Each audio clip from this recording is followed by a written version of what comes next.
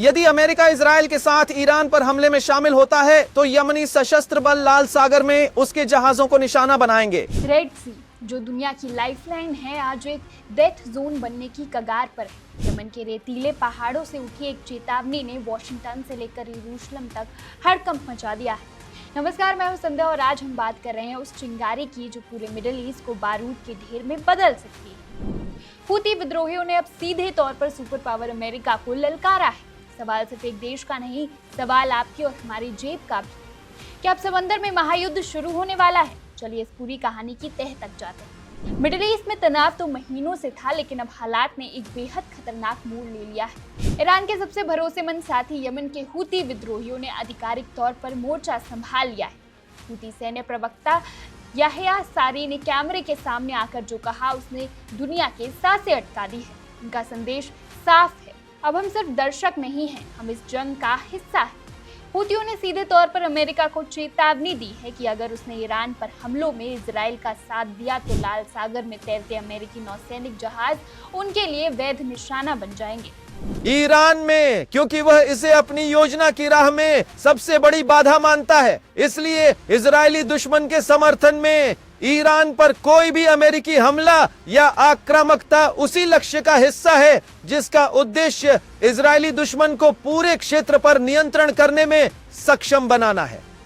और इस पर चुप नहीं रहा जा सकता, क्योंकि इसका मतलब है हमारी कौम की आजादी, खुद मुख्तारी और गरिमा छीनना, उसे गुलाम बनाना और अपमानित करना। यदि अमेरिका इजराइल के साथ ईरान पर हमले में शामिल होता है तो यमनी सशस्त्र बल लाल सागर में उसके जहाजों को निशाना बनाएंगे। आखिर हूती ऐसा क्यों कर रहे हैं? इसे समझने के लिए हमें एक्सिस ऑफ रेजिस्टेंस को समझना होगा। ईरान द्वारा समर्थित उन गुटों का नेटवर्क है जो इजराइल और अमेरिका के खिलाफ खड़े हैं।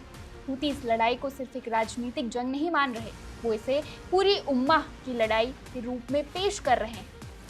उनका आरोप है कि अमेरिका और इजराइल इस क्षेत्र में अपना वर्चस्व स्थापित करना चाहते हैं और वो इसे रोकने के लिए किसी भी हद तक जाने को तैयार है। सोशल मीडिया पर हूतियों के इस रुख को लेकर भारी समर्थन और चिंता दोनों देखी जा रही है।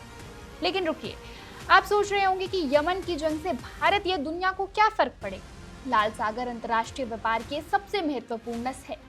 हूती पहले भी यहाँ जहाजों पर ड्रोन और मिसाइल दाग चुके हैं। नतीजा क्या हुआ? शिपिंग कंपनियों को अपने रास्ते बदलने पड़े, माल ढुलाई की लागत बढ़ गई और तेल और गैस की कीमतें आसमान छूने लगी। अगर हूती अपनी चेतावनी पर अमल करते हैं तो वैश्विक सप्लाई चेन पूरी तरह चरमरा जाएगी।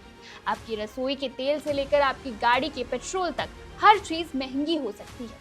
क्या होगा अगला कदम? रक्षा विशेषज्ञों का मानना है कि हूती अब वेट एंड वॉच की स्थिति में नहीं है। उनकी सैन्य क्षमता पहले से ही कहीं ज्यादा बढ़ी है। अमेरिका पहले भी हूती ठिकानों पर एयर स्ट्राइक कर चुका है, लेकिन उसका असर कम ही दिखा। संकेत मिल रहे हैं कि हूतियों के भीतर मौजूद कट्टरपंथी गुट अब सीधे और बड़े हमले के लिए दबाव बना रहे हैं। अगर लाल सागर में एक भी अमेरिकी युद्धपोत को नुकसान पहुंचता है, वॉशिंगटन का जवाब इतना आक्रामक होगा जिसकी कल्पना करना भी मुश्किल है। क्या हम एक ऐसे युद्ध की ओर बढ़ रहे हैं जहां पीछे हटने का रास्ता बंद हो चुका है? फिलहाल किसी नए हमले की खबर तो नहीं आई है, लेकिन हवा में बारूद की गंध साफ महसूस की जा सकती है। हूती मैदान में उतर चुके हैं, ईरान पीछे खड़ा है और अमेरिका की उंगली ट्रिगर पर है। यह अब सिर्फ दो देशों की नहीं बल्कि एक क्षेत्रीय महायुद्ध की आहट है। अब सबसे बड़ा सवाल, लाल सागर का पानी इस बार लहू से लाल होने वाला है या नहीं? इस पूरे संकट पर आपकी क्या राय है? कमेंट में हमें जरूर बताएं। Subscribe to One India and never miss an update. Download the One India app now.